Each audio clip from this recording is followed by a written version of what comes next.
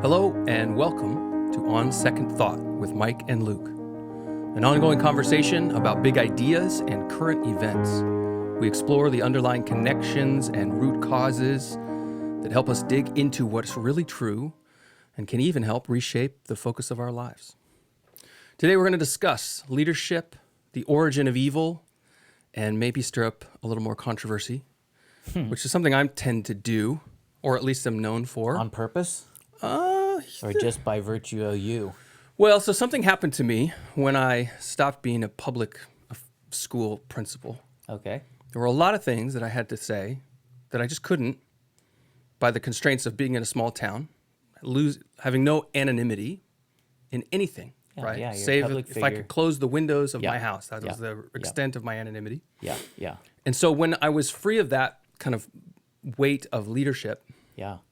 so to speak, or maybe the expectations of my boss and having a school board and all those things, I found that I had a lot more to say, and was part of this journey actually, because when I left that role, part of the reason I left was to You had speak more out. space to say things. I did, yeah. Yeah.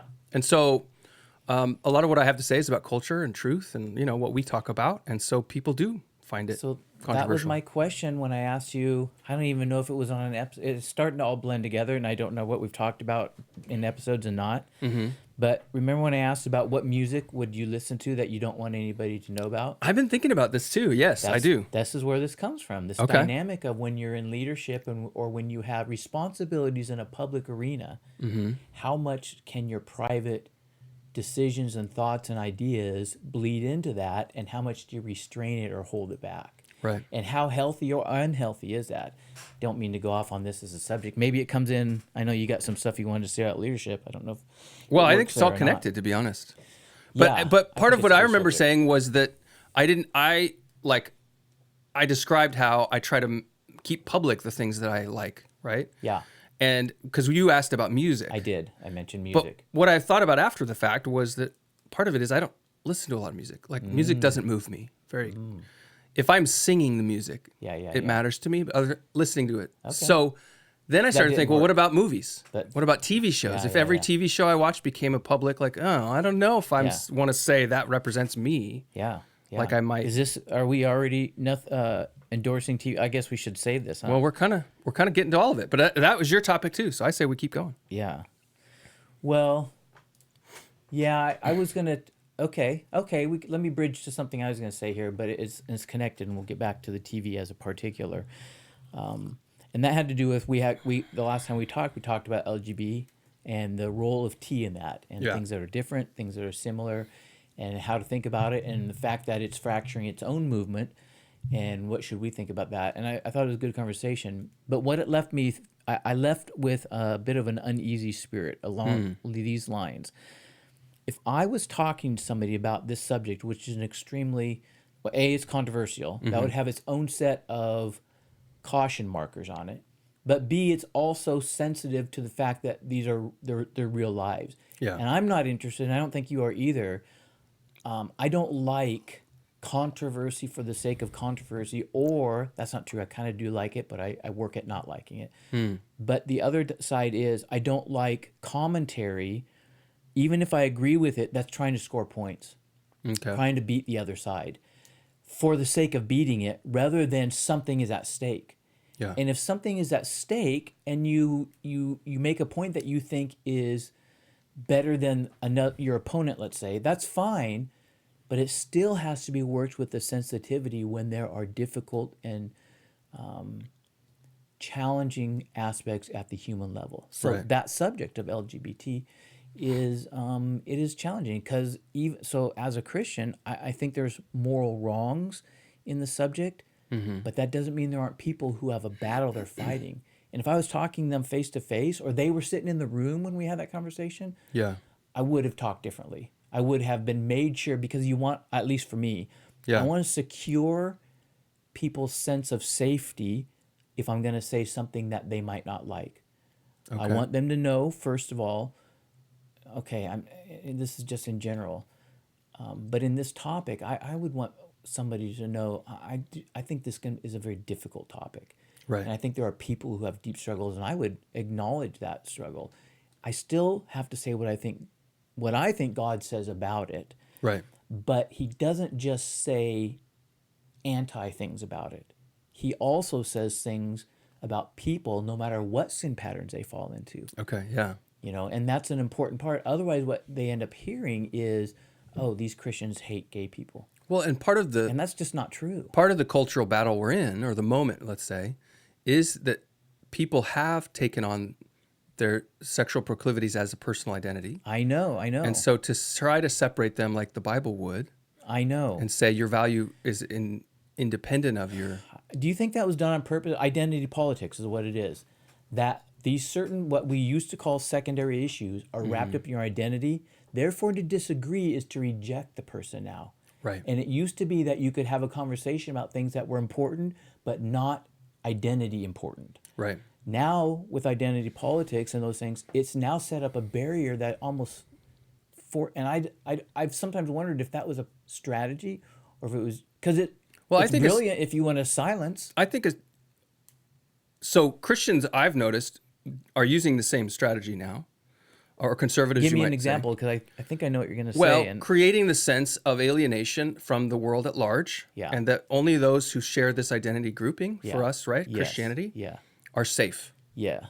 And part of that, I think, is just the experience of being a minority, which Christianity as a cultural influencer has never been in In our America. nation. In our nation, yeah. Yeah. So there is a natural, I think, outcome of that. Yeah. Yeah. That's interesting. So it doesn't have to be a strategy, is what I'm saying. Yeah. But it is an area where someone might exploit to create more division. Yeah. Because if you're losing that sense of kind of identity around, let's say, our nation, that we all came here to find a life, to build something good. If now that doesn't represent a moral good, or it doesn't represent something that we can find common ground in, divide and conquer is a strategy. That's interesting. In one sense, what I hear you saying is that if we let it be a revealer, then what it can reveal is the role of identity and missteps people take, whether they're Christians or not Christians, and set themselves up for a lot of disappointment and pain and hurt. When you push your identity out, whether it is that I'm gay or whether it is I'm a Christian and our nation was founded on these things and we should be in the lead role. Actually, in a sense, same problem, right? Both have taken to themselves an identity that is not to have been their identity. So what would be the better? Like if you would say that Christianity, your Christian identity shouldn't be primary because it separates you from the population? No. The Christian identity should be primary, but being an American and a Christian influence as an American, or that we're a Christian nation, and so we're losing our country and I'm losing what it is. Those things are important and it's a good conversations, but I believe what's happened today is that Christians lost their identity in the sense that we belong to a different kingdom first. Right. And if we lose this kingdom, it's okay. Yeah. I mean, there's Or even sorrow that and it's sadness. People read the predictions from the Bible and how things will go quite differently, right? Yes, Honest people true. do. But it seems consistent that in the end times, and it could be both the end of all things, but also the end of any given civilization or moment in history, cycles.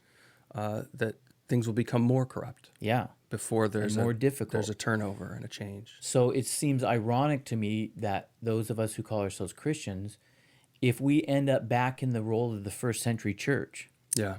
cast out, ostracized, suffering and bleeding, Right.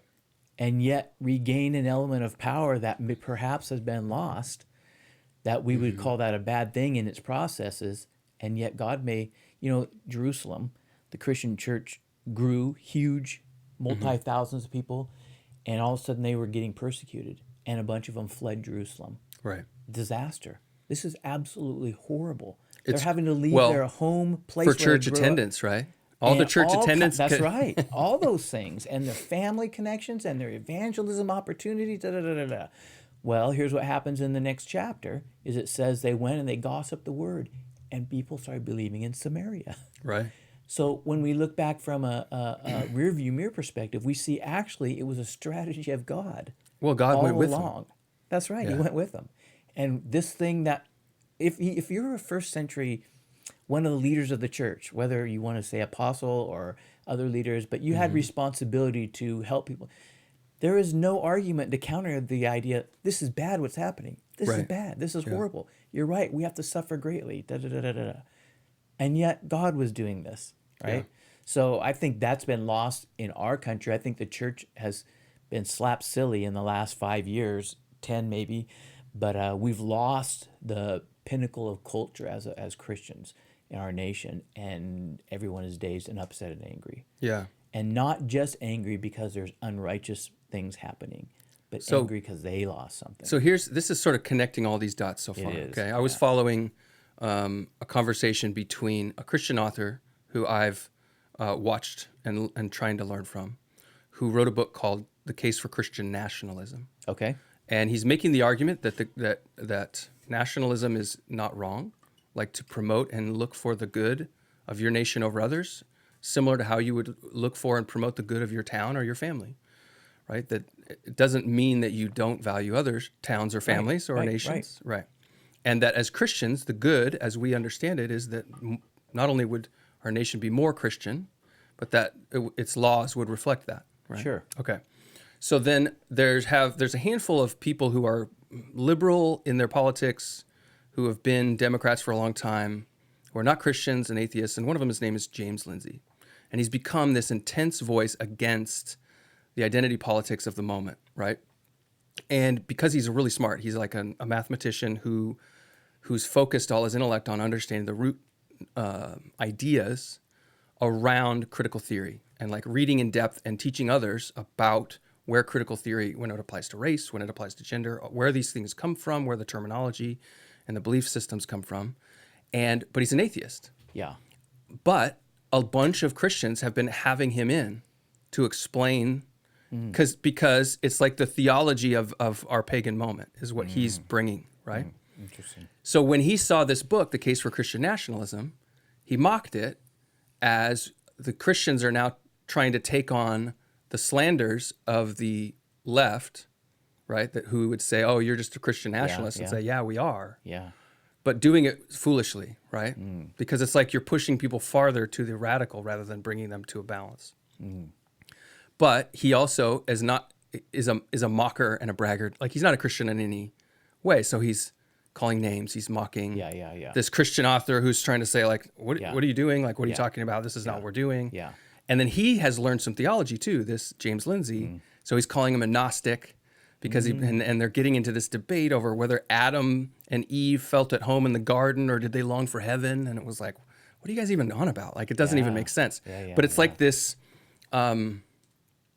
it's the battle of ideas and trying to figure out, I think, this place for controversy and how do you manage, being called names, being called a racist or a homophobe or all these things. I've been called these things in the different debates I've had online through 2020 especially, right?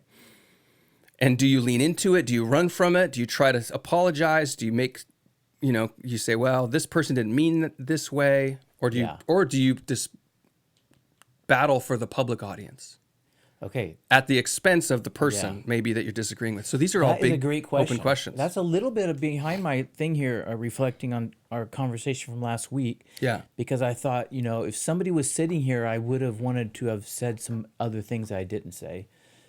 If I was sitting at a restaurant just talking to you and somebody's listening in, which is in a sense how we've built this thing, Right. then I wouldn't be thinking about them at all.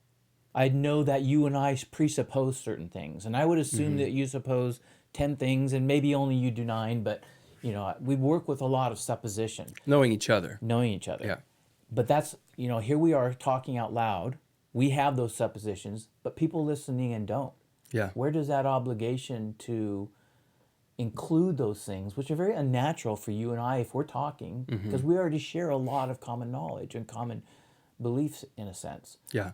How do we articulate that when because we're both inclined to want to talk about things that, controversy is not going to scare either of us off. Right. Yeah. If anything, it makes us more interested. It is because there's something there. There's something there. Right. Pokes a button. And but how do we do it even in this setting where we can do that. Maybe all it is to say we just need to have the radar up. It is more than just you and I talking here. So We're inviting people to listen in. here's an article I read, I think last week. They were talking about private Christianity versus public. And I don't think they use those terms, but it was something similar to that. The idea being that the New Testament in particular is full of a lot of like instructions on how to live a quiet life and get along with everyone as much as you possibly can. And, let your generosity and your kindness in the face of evil be the response. But then you contrast that to how Paul or John the Baptist or even Jesus, how they actually did respond. And you start to see a place for these public personas, so to speak, who are declaring like the axe is at the root of the tree and God has had enough. And so there's the advice to the everyday Christian, and it's sort of what you see with maybe some of the trying to understand where the miraculous has gone in many churches, right? Or what's the role of the supernatural? Is everybody supposed to be walking on water? And if so, why aren't we? So what I'm hearing you say is that there's almost two streams of thoughts because there's two groups. There's people who don't really have a public face. Yeah. And a lot of instruction is peaceable. And if you're going to have a public face, you have to accept that you're also going to get, that face is going to get smashed sometimes. And that's the invitation. Yeah. Do you think it's related to power? Tell me, what do you mean? Well, when you don't have a public face, you have no power. So, in other words, if you have a controversy, the instruction to get along is you have no other means at your disposal anyway. Where people that have other things, they have an element of power at their disposal. They could take alternative routes. Well, that makes me think about how many people wish they were influencers and aren't. And are they grasping for power? I mean, that's something I've wondered too, as in my journey. Like, I've gotten to the point where Facebook sends me little reminders that says, if you want to increase your engagement, you should interact with your fans' comments. And it literally says fans. Like, I just am a loudmouth. Like, Yeah. But maybe there is part of me that wants to, gain that position of power or that position of notoriety, or, that people would listen. But I've had literally dozens and dozens of people in the last 2 years come to me in gratitude that I'm giving voice to things they've been thinking about, but didn't maybe have a place to say it or the courage to say it. Or maybe just didn't have the words putting it together. I knew something was wrong, but I couldn't figure out what it was. Yeah. But to me, that's like, that takes a calling. I mean, that's a high and mighty word, maybe. Yeah. But the idea that it's not the same as saying when I go to small group, I need to get along with the people. Right. And like care for them and be concerned about them. And I'm not battling the culture war in every setting. Yeah. So is this is this tied to the public-private element of TV, music, what you are in public, is this tied to this? It is in some way. It is tied. Yeah. So when I think about, because like when you were describing, if you were having a conversation with a friend or just someone you had just met, but you knew that they were liberal or maybe that they were of a sexual proclivity that doesn't, accord with our views of things, you wouldn't say the same things, right? No. You wouldn't declare the same things. You might end up there, but if they asked, you wouldn't lie, right? That's right. Yeah. You need to get there. And so I have that, and I agree with that, and that's definitely been my experience. But then on the other side, I have this desire, and I don't know if it's the right take on things, but I remember since I'm a kid that I don't want to be afraid to say anything. Like I want to be me in every circumstance. But see, there's two issues there. But it's not fear. That's what I was going to go it's not necessarily fear It can that be. keeps me It right. can be. And so I'm sort of like checking myself for, and this works on the other side too. Am I instead of fear, is it ego? Is my pride driving me to want to be in this public place of battle of ideas, or is it a calling? Because it's easy to polish it. If we divide your word calling into two different sides, is it back to the thing we talked about before about pastors and prophets? Because the prophets, he's feeling called to say something that's true. I'll be as nice as I can, but I got to get this out even if I hurt your feelings. Right.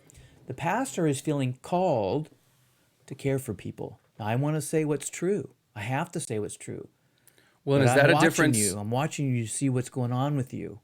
I need to get there, but I need to watch you too because I want to care for you. And I think that's the difference between you and me in many ways. It's probably some aspect of that. Yeah. I do feel more inclined toward the prophecy in that definition. And, you know, the first time I heard Ben Shapiro say facts don't care about your feelings, I was like, yeah. Right. And then I thought about it, and I'm like, well, actually, most people's feelings don't care about my facts. Yeah. So that doesn't get me very far. You But it think felt it's the blend of love and truth? Speak Yeah. the truth in love. grace and truth, right? Well, I was, Jesus came full of grace and fine, truth. That's fine. I wouldn't Yeah. want to quabble, but the reason I said love is just because you're caring for. That's fine, grace and truth, too. Yeah. But you're caring about an individual. That's one set of values that lead you down. That is like a hand taking you. The other hand that takes you is you have to say what's true, and sometimes those hands feel like they're leading you a little bit apart. Well, and this is, so getting to a little bit ahead of ourselves here, but the idea of leadership, because I would often read through, and people who study leadership will talk about the different styles. You know, what kind of style of leadership do you bring to the table? And what I always thought, and maybe this is idealistic, but is that I want to be the style of leader that people need. So if I'm sitting across from someone who needs me to be a little more authoritative and truth-telling, then I got to have the courage to do that, even though maybe I don't want to, because it might be emotionally difficult.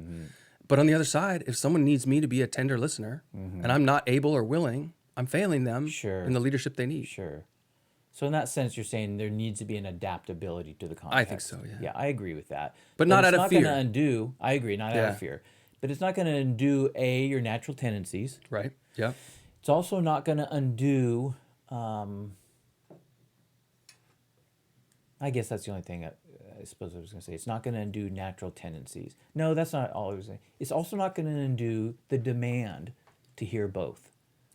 So if you're a caretaker, doesn't God place on you, whether you're in a ministry position in a church or whether you're an individual, he places on you a demand to speak what's true. Right. And if you're a truth speaker, he's going to still press upon you this demand to be caring, to think of how your words are affecting people. Can you say them in enough? In fact, so much so that Paul faces this thing inside of a church, and these people are suing each other. They have obviously disagreed about what's true. Yeah. And he says, you know what, guys, listen, better to be wrong in this case. Better to accept wrong than what you're doing, and you're letting, in a sense, your pursuit of truth. Let's imagine the issue is complex and they both feel they're right. Yeah.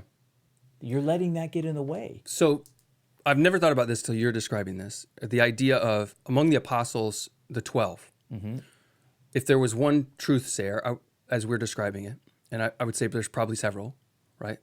Is it James and John, or the sons of thunder, for a reason? James and Son. I agree. But Peter in particular tends to say it. You know, what everybody's thinking, he'll just say it. Yeah. And that Jesus, in his final kind of instructions to Peter, is feed the sheep.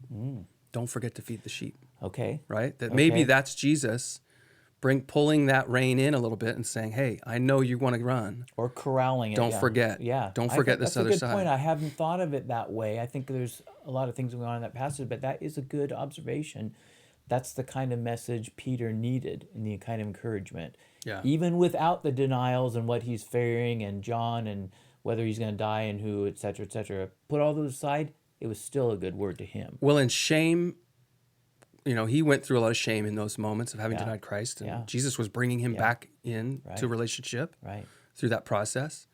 But I know for me, shame or insecurity drive me to ego, to like cover the pride, which then can amplify the aggression to be right? Because the desire to be right is usually a prideful so for you, desire. it cuts off the caretaking.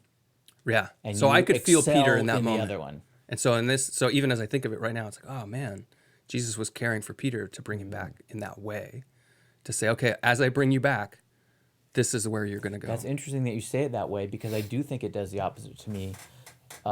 Shame or guilt like that would tend to make me close down and go into full caretaking mode if a situation rose up. Right. So maybe Jesus' instructions would be different for you. Yeah, right. How does this fit with TV and music? How does this whole I feel like we're on a topic here of the public and private elements of things. How does it fit we with, were talking about, like, how do you endorse a show? Because I mentioned this show, The Recruit, and the CIA and all that stuff. Didn't know if you were going to mention it or not. Well, I just enjoyed the show more than I expected, right? Because I tend to have a pretty low bar. So when it's like, oh, there's some clever way to do this, right? But there are times too when I find myself enjoying a show and recommending it, and then realizing later, like, I recommended it to someone who wouldn't have enjoyed it, you know? And so Okay, just on its own merits, wouldn't have enjoyed it. just like the genre, you know what I mean? If Okay. it's this big action, Yeah. But I find that it totally, I don't know. TV's a big thing. Movies, because I've been maybe more interested in movies than average people This do. gets into a big topic. I'll tell you a quick story by way of intro into it. It's your topic on your list here, but this was quite a few years ago, and we had ClearPlay. You know what ClearPlay is? No. It was a movie filter. Oh, yeah, like thing Pure from- Flix kind of thing. Yeah, like that. Okay. But this was before Pure Flix, anyway.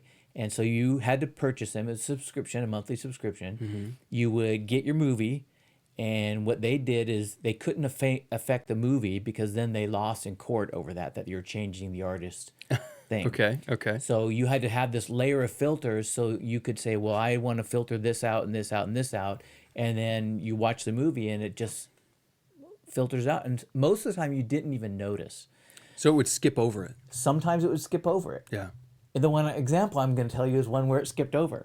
And I didn't know. Right. So I loaned to a friend. I'd watch Fight Club. Oh, yeah. Now Fight Club was a generation below me in terms of how much it resonated, but I thought it was really interesting. But I know for a lot of people, it was something significant, and that's Yeah. a different topic. But I thought it was really insightful, and the person I was talking with is about 10 years older than me, so I recommended it, and he watched it. So a while later, and I gave him a DVD, right, to watch it. Well, there's nudity in it. I had no idea. Right. The story is that he comes back to me and we're talking about it. And I said, well, how'd you like the movie? And I saw a weird look over his face. And in the moment I didn't. And thinking, I thought you were a pastor. Well, not only that, but he had struggles with some pornography that he was, it was a battle he was in. And him and I were involved in that process of that battle. There's some counseling going on. Sure. There is some support things. So this weird look, I saw it. Yellow flag went off and saw it, but I didn't know what it was, and we just had the conversation.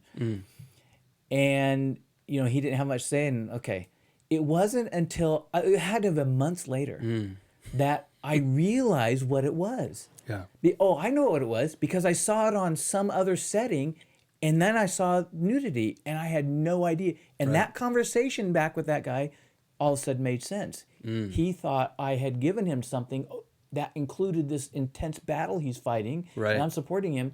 So, all that to say, the TV show, I mean, there is a wide range. I mean, nudity is one amongst about 5 different pretty significant topics Yeah. that make it. And I've noticed today in movies with the streaming things that are happening, whether it's Amazon, Netflix, Hulu, whatever the case be, the TVMA, mature audience, that is almost 90% of things being made. Yeah. And you have no idea what that means. Right. You don't know. Well, And a lot it's so of disappointing. times they will show. One of the things I do, You mean they'll have the words up? they'll tell you what it's going to be. Sometimes, but in the they don't beginning, always. But they don't do that. always. So I keep the IMDb app on my phone. And you just look it up. So before I watch a show, I'll go in and it'll have the parent. Okay, but I think the reason I mentioned the story is because when you endorse a TV show or music, or you say I liked it, I've had the same experience. what do you say? I mean, I'm curious as to what your personal. What are your Well, so this comes into that public limitations, versus private, parameters? right? Yes, that's And so our church is pretty small. okay. And so usually if I'm talking to one or two guys about a show that I enjoyed, I know these guys. I know what their preferences are and their boundaries. And so if I'm going to recommend an action show that might have pretty bloody or whatever, I'm going to know what their proclivities are. But then that gets me to this thinking of like, okay, but am I being too loose with that? That someone maybe I don't know. I know. Right. So, know. but this is the pastoring question of It is. like, are we always checking everything? I Are know. we kind of holding At some ourselves point, to that this breaks impossible down. standard? That breaks down at some point. But it's out of love. I know. But it also then becomes this weird moralizing that we put on ourselves. I know. Which Yeah. is actually destructive in the long run. Right. You And haven't- I don't have a you haven't solution. told me- Yeah. I feel that tension. That's all I can say. I feel it too, and I think the day I asked it, whether it made one of our recordings or not, I don't remember. I had been listening to an Eminem song, Oh yeah. and here's the thing: I like Eminem. I think there are things that are not healthy in him, and there are things not healthy in his songs. Of course. But there's something that I like. There's something genuine. It has to do with that, this It's genuine not a element. facade. It's It like is a, not at all. And even though he would go in his genuineness places I wouldn't go, Right. I still appreciate the sincerity / genuineness of him as not just as an artist, but really as an individual. So this goes to that. I have a playlist, right? I think I mentioned it, that my boys share on Spotify. And it's just my liked songs. But they really like my collection of liked songs, and I try to keep it up. Like if a song's getting dull, I drop it and I go look for new ones. And it's sort of a fun thing. Yeah. So one of them is this Eminem song that goes to the movie Venom, right? Okay. And so it's describing essentially the way his take on the concept of venom, which if you're not familiar in comic books, there's this alien creature who sort of gloms onto someone and gives them powers, but is a voice in their head, and sort of the similar concept to a demon, right? Mm-hmm. And so what Eminem does with it is basically describes it as a demon, and then dives into all you would think about, I have this demon and I'm a good guy, but I'm a bad guy. He made a connection to the idea with and his so own it's life. it's a dark song, It's a dark song. but it's got a, it catches you, it rolls, it drives. And there's something about when I hear a song that's describing like anger in a way that's not bravado, I connect to it, and I want to use Okay, anger that as is the fuel, same right? with me. But my boys will be like, Dad, why is this song on the list? Like, because they're not connecting with it that way. And so to them, it just feels unclean, sort of, you know what I mean? Or like degraded almost. I do. And so then I'm like, am I degrading my sons? Yes, yeah. Or am I teaching them that you can pull richness out of the filth sometimes? You know what I mean? And it's a tough That's one balance. of the things that's difficult, I think, when a movie or a song portrays filth, and you really don't think they're promoting, but it is a part of the maybe. Where I'm okay with that is when it's in pursuit of another storyline that I think is good, but it has the filth in it, but they're not trying to promote it. It's just what is. Right. It is the way of the broken world. To me, I'm okay with that. Yeah. But that's hard to then have a long conversation with somebody. And if you're never having that conversation, or you don't know what you're giving I know. a recommendation to. I know. Yeah. That's exactly right. All right. Well, we've been on this a bit, and there's Yeah. something you've been wanting to talk about with respect to the origins of evil, and this story of Adam and Eve in the Garden of Eden. It's one of my could favorite tie Bible this. stories.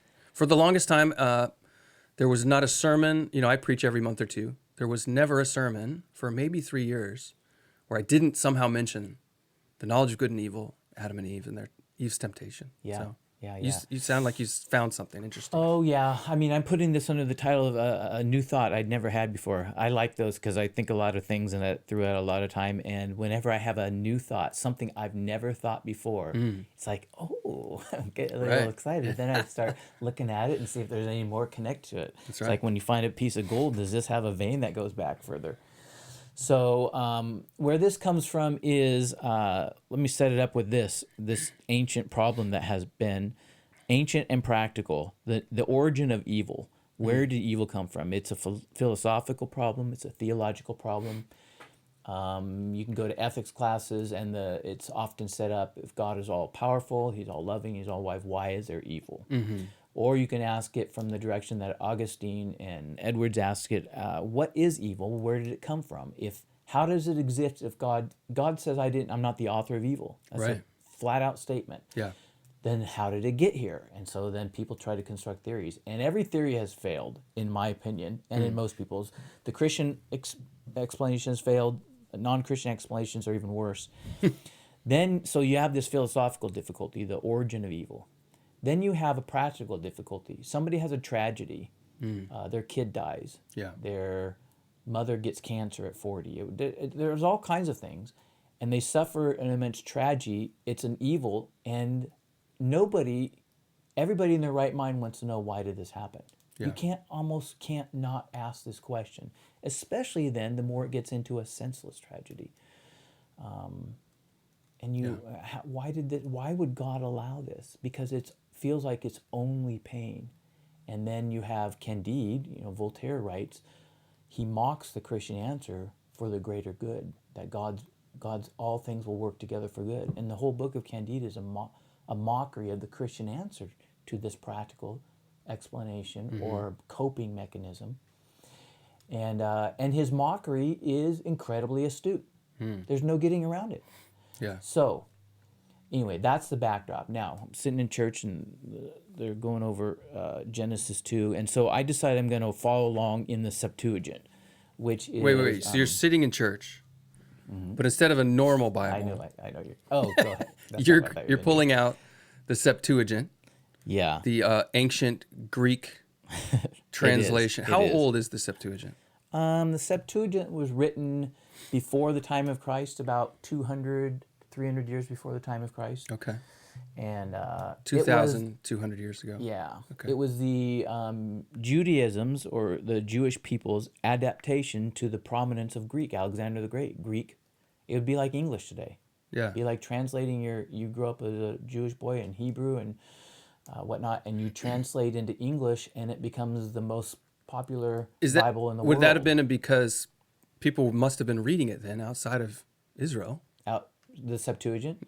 Well, like the Greek or the That's true. the Hebrew but scriptures, so to speak. That's not, yes, but that's not all the reasons. It's their children.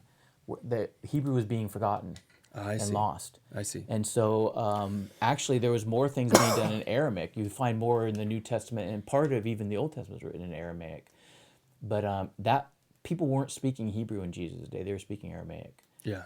And so that's its own unique little thing. But there's no original copies of the New Testament in Aramaic that we have. Is that correct? No, there's no copies. I don't know that there are any copies. There's no evidence that it was written in Aramaic. Yeah. Well, The the New reason I asked Testament that is I've had conversations with people about the Passion Translation. I don't know if you've heard about it. No. But the author, who's tightly connected with really kind of hyper-charismatic churches, claims that... Like the movie The Passion? No. It's called the Passion Translation of the Bible. The Passion Translation. Okay. And it's been promoted by Bethel and some other big charismatic churches. Okay. The guy is not a scholar. He's not a trained scholar. Claims to be spirit-led in his translation, and that he went back to the original Aramaic versions of the scripture. And so I was watching these scholars saying, it doesn't exist. That's right. He doesn't know what he's talking about. Yeah. Which means he's just making stuff up. But anyway, That's sad. I digress. You were reading the Septuagint. Yeah, the Septuagint. Sitting in church. Hebrew, and then the Septuagint is interesting in its own regards because the New Testament has more Septuagint than Hebrew quotations in it. And so the dilemma is what we often think about the Bible and the battles that went over inerrancy and inscripturation and inspiration, and we think about the time of the original writing.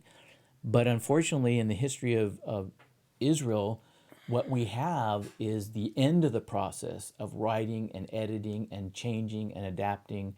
And the versions that we have are the end of a long line of a process in Israel's history. They didn't view it the same. They didn't have a closed canon. The canon of the Old Testament prophets didn't close until around 70 AD, after the time of Jesus. Yeah. So for us, it's a thorny, difficult, intriguing question about which is the best version that reflects the original intention. The Hebrew version of the Masoretic text, which was 1,000 years later, or the Septuagint. Anyway, okay, so the Septuagint, here's the thing. We get to this verse. It says, the tree of the knowledge of good and evil, and we've all heard that phrase. It's mentioned 3 times there. The second 2 times it's mentioned the tree of the knowledge of good and evil, but the first time it's ever mentioned, it's not said that way. In the Greek, it says this, it's the tree of the tree of to know good knowledge of evil. So to know the knowledge. To know the knowledge of good and evil. There's 2 words. Number 1. Second, they're in a structure that is, we don't have this in English, but it is in some other foreign languages, a genitive and an infinitive verb. Those things put together make for purpose clause. So it really could be translated accurately. That first mention, there was in the garden the tree of life, and there was of the tree with the purpose to know the knowledge of good and evil. So the tree of life is not described that way. No, it doesn't have so that. It sounds like the tree of life. It's just tree of life. That's all it says. Right, but so when you're hearing that, you're thinking the tree of life is like, that's the tree. It's like the name of the tree versus this other tree. It's sort of different. It has a purpose. Well, it may be the name of the other tree, but the element of purpose is wrapped into the words, where the tree of life one doesn't have that same wrapping. It's just the description. Make of it what you will. Right. Everyone thinks there's purpose in it, right? To give life. To live forever. But we often, here's what I began to realize. We have often thought, I saw in my mind thinking that I didn't even know was there. Oh, well, eating that tree, the tree itself, the fruit itself was a bad thing. And I don't think that's the case. Okay. And so I think it'd be more accurate to say the tree was intended as a good purpose. Yeah. But the restrictions were on a time-based. I'm going to assume at some point God was going to say, this fruit is now, I want you to eat of this. Right. So that I disagree. There's people who said the devil lied. They'll make you like, I don't think he lied. I think he was telling the truth. It will. God knows it will make you. And the lie was that God's holding something good from you. Yes, now. That God is not good. That's what I believe is always the lie. Yeah. Yeah. And I think the illustration, the best illustration of it is. That's If you my don't phone. get that, it's our home phone. It's back behind you. We'll It's on just that talk desk. over it, huh? Well, or you You can want me just to- hit the red button or the button on the right. I mean, this has happened before. Button on the right. Of the handle. No. Right there. Up there, right there. Yeah. This is real life, y'all. Welcome. Real life, yeah. So it has purpose. Well, we can understand this, I think, when we think about, as parents, our kids, a teenage kid, sex. Yeah. Okay. We tell them, don't have sex until you get married. Right. It's very tempting for them to hear we're talking about something that's bad. Well, not only do we tell them don't have sex, we train them from a very young age, don't let anyone touch you. Right? If someone tries to touch you, we put limitations. right? And so there's already this fear That's from right. this young That's right. age. Right. Then there's this taboo Right. at an older age. That's So right. it's all kinds of mixed up. So what we have done, I think, in our fallenness is translated a ban must be because it's bad. Okay, yeah. And I think that people go then and say, well, the temptation that Lucifer, he was lying. Well, I don't think he was lying. I think if somebody think had that come was to the our lie? teenage kid and said, no, you should have, your parents know that it will feel good. Well, Right. actually it will. Yeah. You'll have fun. Yes, you will. Now they're going to conceal, there's going to be some outcomes that are negative Right. because this isn't the right time. Yeah. And I think that's what was going on. So anyway, all of that is the kind of backdrop. The real realization was this all of a sudden. What happened is they ate of something, when I realized they had something before, maybe they were supposed to have it and God had a plan all along that they would have it. Right. It's not that the tree with this fruit of knowledge of good and evil is a bad thing. It's actually a good thing. It was Right. meant for them all along. They took it out, they disobeyed and took it when they weren't supposed to. Right. And so then I began to think, maybe that's why we struggle to understand the nature of evil and its origin. Maybe we are cut off from knowing something we were supposed to know all along. Right. And then when we violated it, there is a form of, I want to use the word corruption, but I might take it back if I had to, but there's a corruption in that pathway of knowing something that was meant to know. So now we face a dilemma, and we face this thorny question, and nobody can answer it. And what if the reality is, instead of being something that just, it needs an insight that's never been had, Yeah. or it needs a brain power that nobody's had, or it needs some grace from God that nobody's had to get to the insides of this thorny question. What if, no, you're never going to get that one. The path you were intended by God to know what good and evil meant. And that when he says, I'm not the author of it, but it exists, how can that be? I'm going to show you that someday, not now. So do you imagine, a time in heaven or in paradise, right? That the tree of life is there and that the tree of the knowledge of good and evil will be there also? That is there'll a be great some question. restoring of that purpose? This is a big conjecture, Probably. obviously, right? Because you do have the hints of that in Revelation, right? You have the picture of the end. The tree of life is The there. tree of life is there for the healing of the nations. Right. Yeah. So I think now, is it purposeful that the knowledge of good and evil tree is no longer there? I don't know. I don't know the answer to that. Or That's does it an not need to argument. be there because we already ate it? It might be. But if that's the case, then we ate it, but it worked corruption. Yeah. It didn't do what it was supposed to do. And so how I do believe that God is picking up the original creation and starting now, he's going to make it what it was intended and more. Right. So how will he do that? Maybe he won't. Maybe it's the. Oh, here's a thought. Maybe it's not going to be a tree of knowledge of good, a fruit. It's not a fruit to pluck of knowledge of good and evil. Whether metaphorical, literal, I don't even care at the moment. Maybe it's the cross. Okay.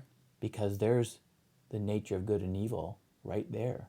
Even Peter says, whom God foreordained, you with wicked hands put to death. You have this blending of this divine purpose, and yet you have this human agency of evil.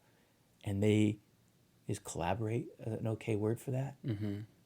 They work together to bring an outcome that is both tragic and stunningly victorious. So That's mysterious. So the cross represents good and evil coming into one place and in a way that I do think that restores. There is something like that, and it's also the tree. He's on a tree. It's a tree. Yeah. And it is the place now of life. And cursed is everyone who hangs on a tree. That's right. And he became a curse for us. So it may be that even the imagery and revelation of a tree is, in a sense, a literary device. I say that without wanting to be putting it in the realm of just literature. Yeah. It's not just this mundane literary device, but the biblical authors are dealing with themes. They are more astute writers than we give them credit for. Well, the biblical symbolism goes layers and layers and layers. It's rich and it's layered. And so it could be that the bringing up of that tree is that effort in that book of apocalyptic literature, but that really it may be that the heart of it now is the cross. Yeah. And but anyway, that was helpful for me when I had that realization that we were cut off from it, because what it does is it relieved my mind. I've thought about this. I've read Augustine. I've read Edwards. I've read Pike, and there's a lot of philosophers. I've read several things on it because I would like to know. Right. Where does evil come from? Yeah. And we can put it back into where did mankind fall, and well, the devil tempted him. But then we put it back and how the devil fall, and now we don't know. We're stuck. Yeah. And there's answers I can't embrace.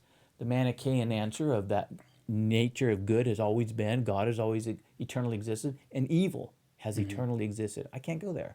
I don't think that's scripture. I can't go there. So when I was thinking about this, I was thinking of, heat or light and the nature of them from a science perspective, that light or darkness is simply the absence of light, right? Darkness is not a substance. It's just when light isn't present. And Jesus uses light as a metaphor for our role in the world. The goodness. Yeah. Heat is actually the same. Cold is just the absence of internal kinetic energy that creates the warmth. And so you seem to think that wasn't a good explanation. Yeah. That evil is Augustine simply the tried this one, absence and of so good. did Edwards. Yeah. What's unsatisfying about it? Without getting too deep in the weeds, I don't know if everybody's... things. The first is evil isn't the absence of something. In scripture and in human experience, it is the presence of something. Okay. It's not an absence. It's not a lack.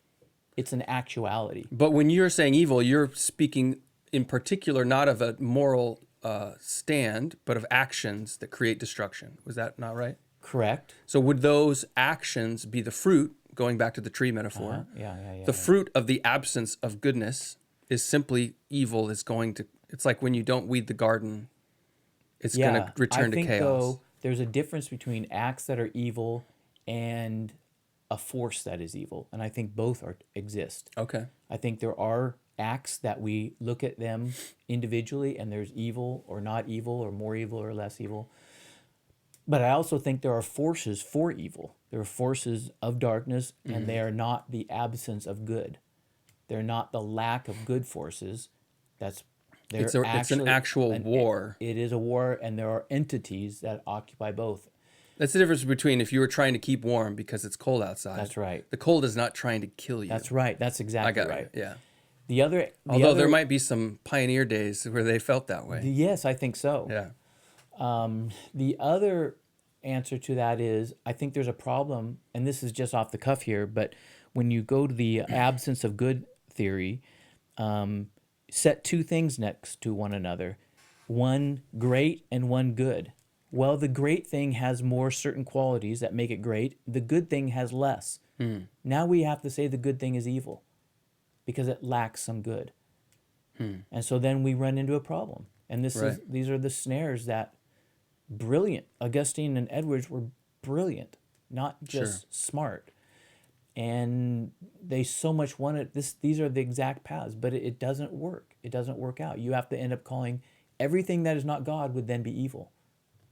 Everything Well, that shades lacked, of evil, right? that would be shades, Yeah. to be sure. But that And so how does that differ from total depravity?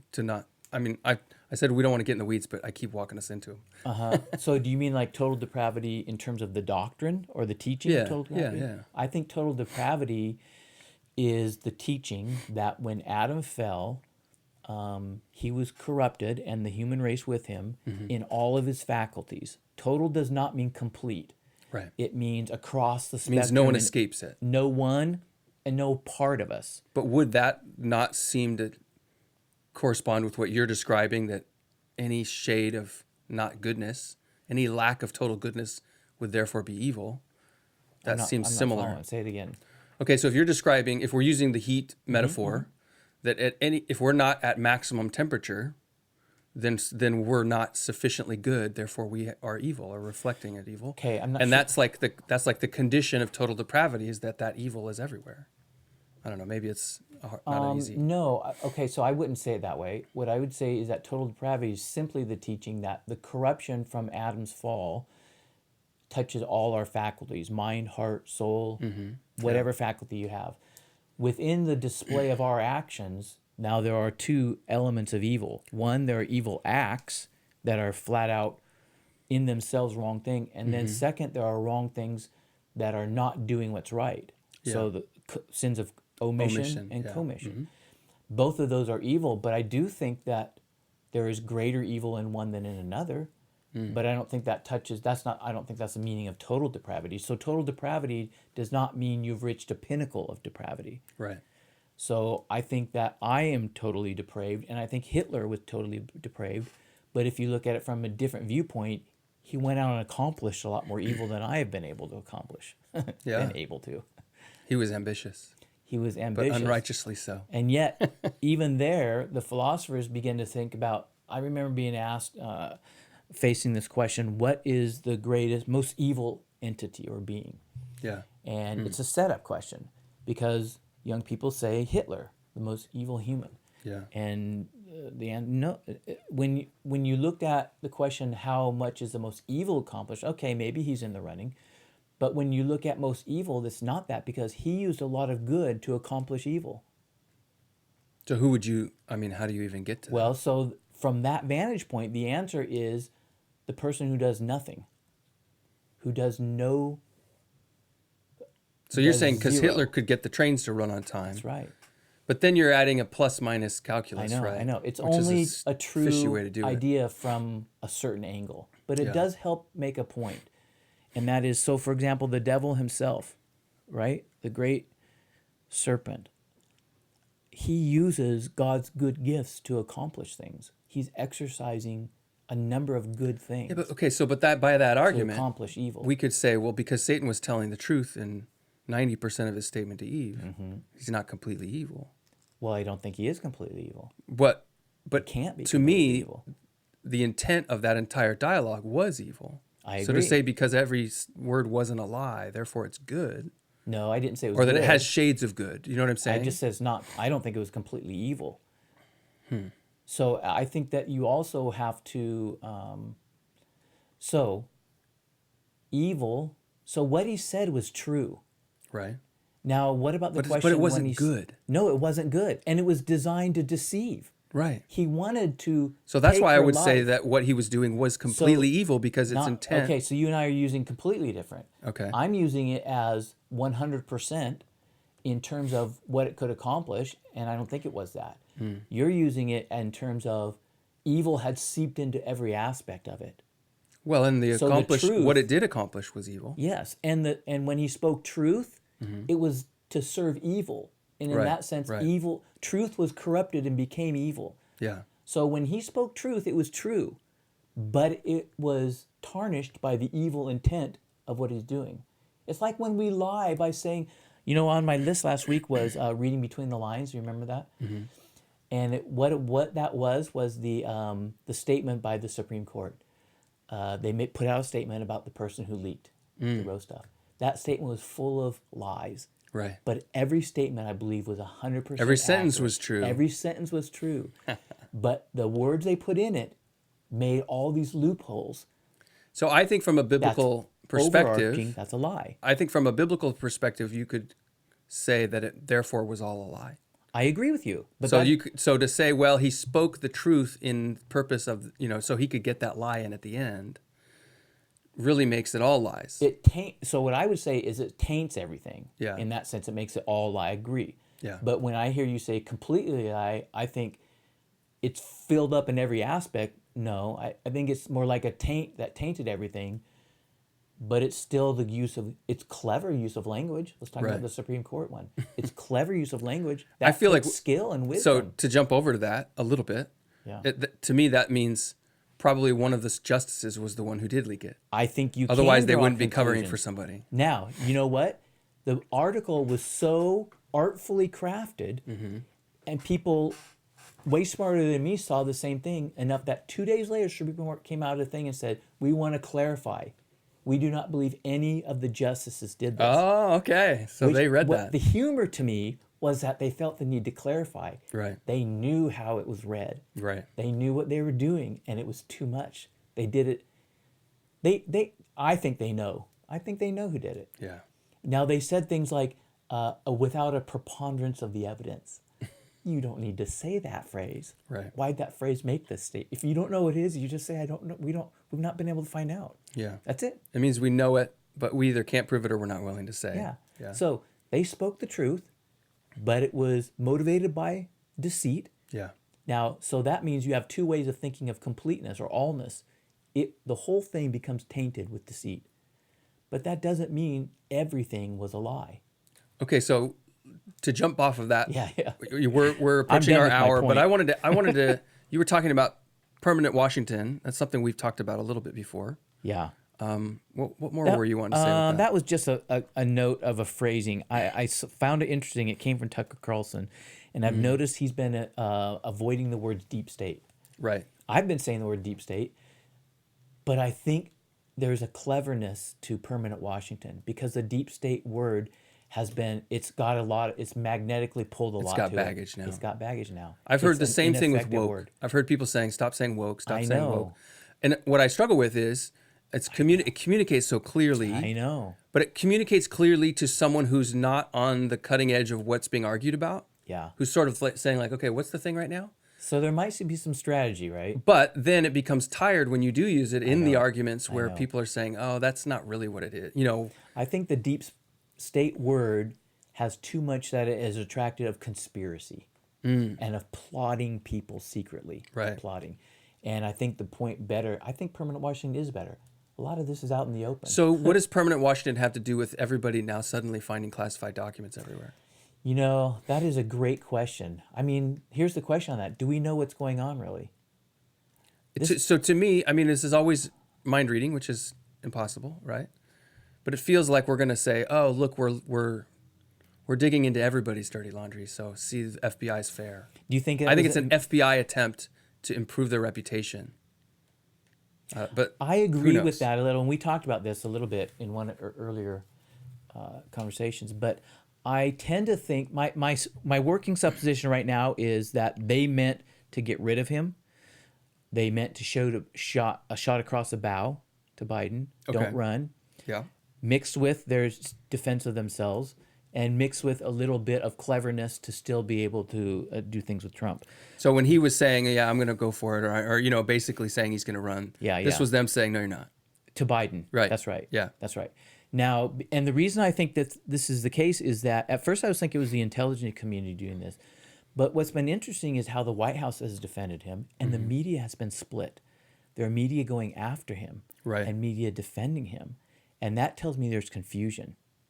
Or are they just getting the word trickles down like, okay, you guys can make up your mind on this one. We're going to let you decide. That may be, but what about the Pence being added to it now? Yeah. And then noticeably, But Pence put himself into that. So I think this is Pence following the Pence rule, and I don't have a lot of respect for him, but this is him saying like, "Oh, this is the hot topic du jour, and look, I just found some." Do you think that's what he was doing? Because he announced it himself. They didn't find it. Okay. It's him trying to be above reproach, I think, to be honest. Or muddy the waters. And it does muddy the waters as well. It's like, well, Because what is everybody doing not, with these things? So we have 3 out of the last 4 presidents, vice presidents. There's a conspicuous absence of one. Obama would never commit a sin. Yeah, he's the Black Jesus. Yeah, that's right. He's the most scandal-free administration in American history. Gosh. Yeah, his worst scandal was the brown suit. That's what I heard. All right. Well, we want to say one more okay. thing about this, about the things being found. Because here's what I'm very intrigued about this from the aspect of where will this go, the whole law of unintended consequences. Right. I think this could, because here's where I think it points to, and people are starting to say this, at least some people on the right, but I think some people on the left too. The administrative state. These are all rules that were not made. They were only made. The classification process, I read a great article on this, is a secrecy of power by the intelligence agencies. FBI starts at first in Hoover, and the CIA gets in on it. And the more they classify, knowledge is power in Washington. Right. And so when they make these rules, they're giving themselves power. And in a sense, and so now you have things people are saying there's ridiculous. I saw one senator said, if we felt, nobody would be able to run for Congress, Senate ever. If this is the way we're going to do things. It's ridiculous. Well, no one will run without the permission of the permanent Washington. Yeah, so, and that's too far too fast.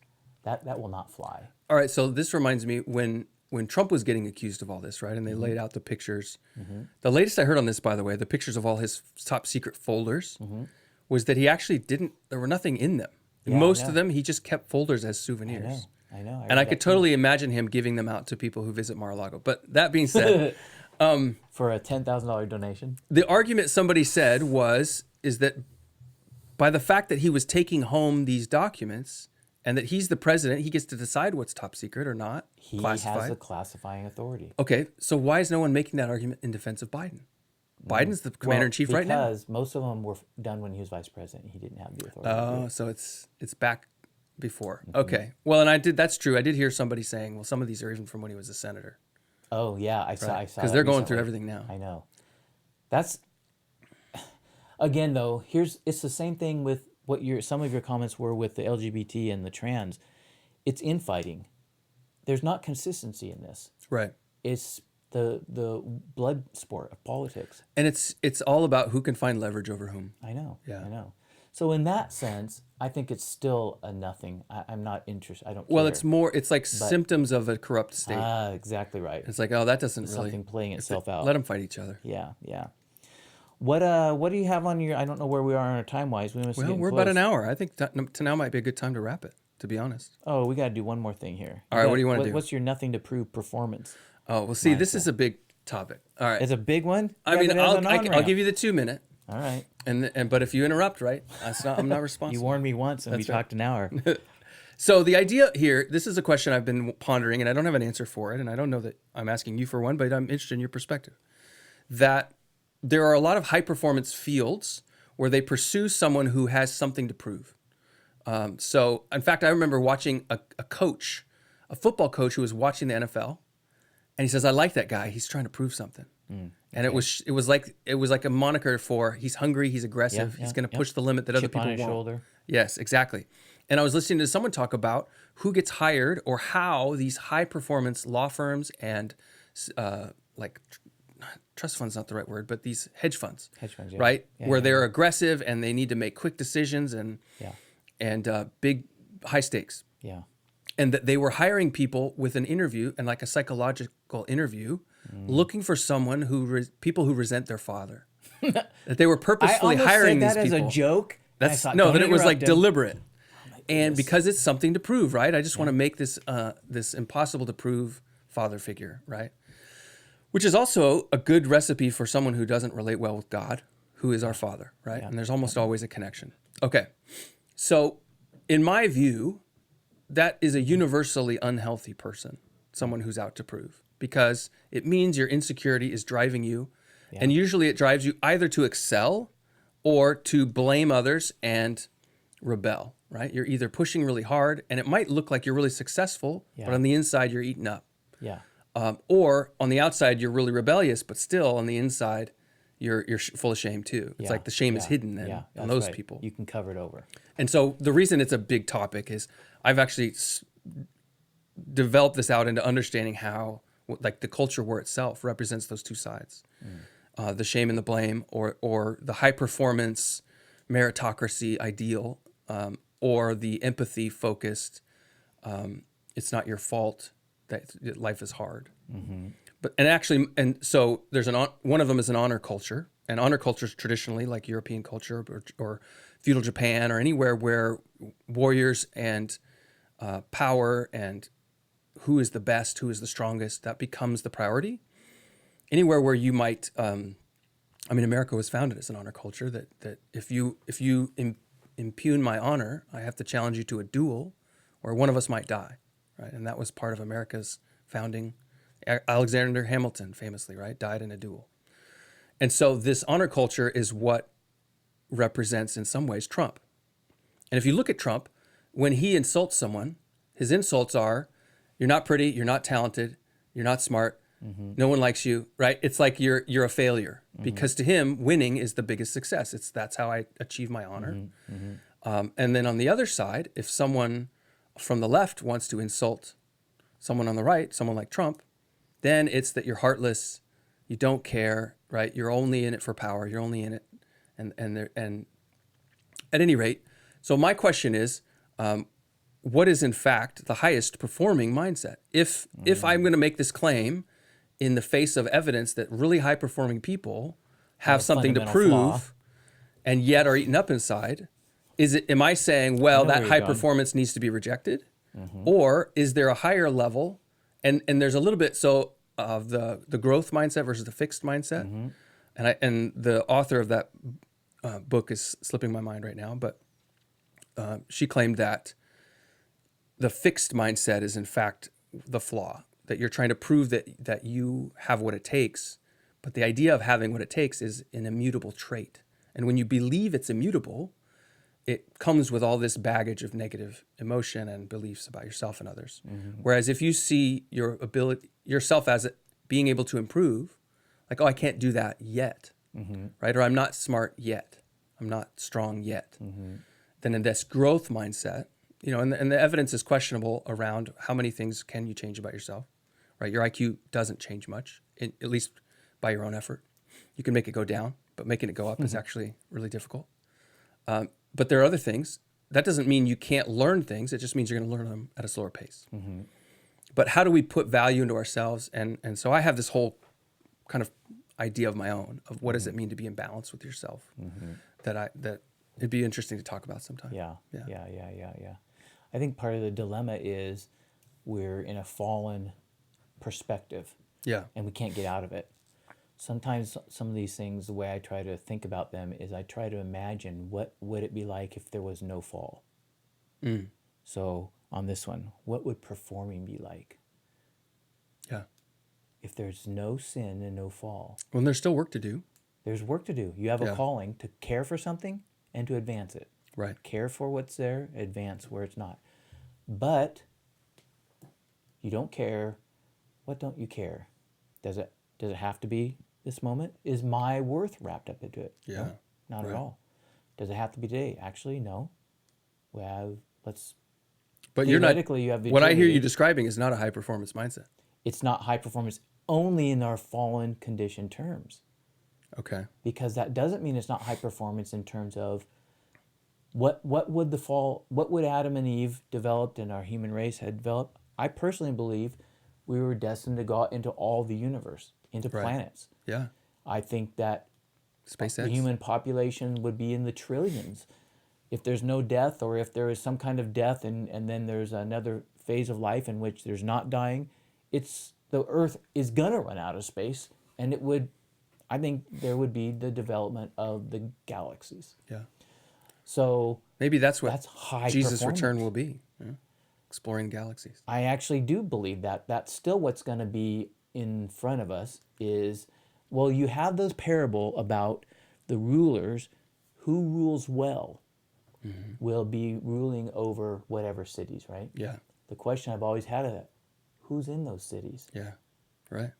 Well, Wait, are you talking about Mormon planets right now? okay, this is this is where when I'm talking about this, I set myself up better so that but yes, I think it shares some ideas that Mormonism has advocated, but I think there are some differences too. There are I'm things sure. that I don't Yeah. agree with Mormon. But to me, I think that's a way into your question, because I think your question is a really good one about performance. Because you know what I've noticed is anger.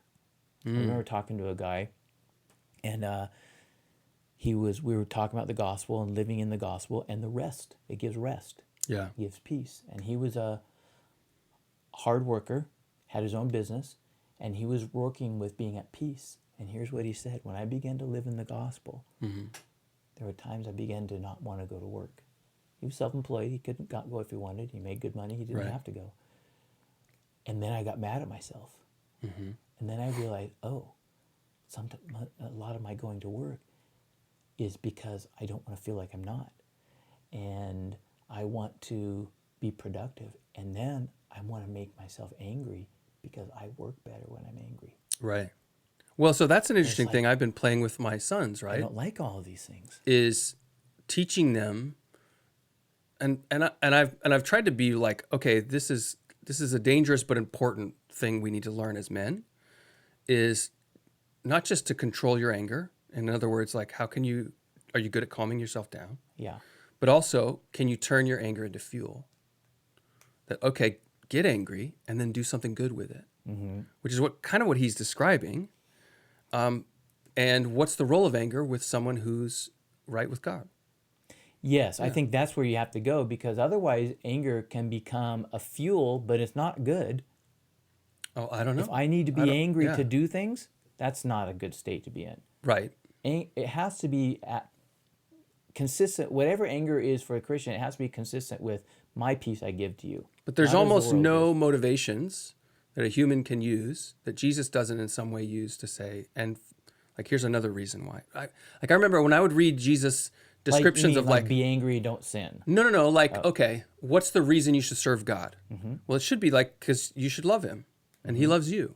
But he also says, because you might go to hell, right? Yeah, And you think, that's that's right. not a pure motive. And But lay up Jesus still treasures throws it in- out there. lay Yeah, up treasures on treasures. earth, You might in get heaven. You might get real That's right. reward for the That's good. right. So there's all these, what we think of in Self-interest is still a part of it. And Yeah. that's not an evil thing. right. So what I'm saying is, if you need anger to do anything, it's out of balance. But if you never use anger to get yourself going, maybe you're missing a button that would give you a little boost. Yeah, Do you know what I'm yeah. saying? And I that's do. kind of what I we've been do. playing with Yeah. through school too, because all my sons are teenagers now. And so anger's part of having siblings and being a teenage boy. And, you're not in charge of yourself all the time, but you feel like maybe you should be. And girls make you. All right. Well, Okay. we are, if you're still listening or watching, we really appreciate you guys. We want to say that we want to help. That's what we're trying to do. And a lot of these conversations are really to help us to see the world rightly and to figure out if what we're doing, the way we're spending our energy and our lives, is the right direction. So if you have comments about anything we've talked about, if you have topics that you want us to cover, we would love to hear from you. Throw some comments in there and then share this out, subscribe, do all the things, because this isn't just for us. I mean, we could do this without the cameras. It'd be a lot easier, to be honest. But we're hoping that we can connect with you guys. So share some things, throw some comments in there, and tell us some other things you want us to explore. And otherwise, we will see you next time. All right. And now there's music going out.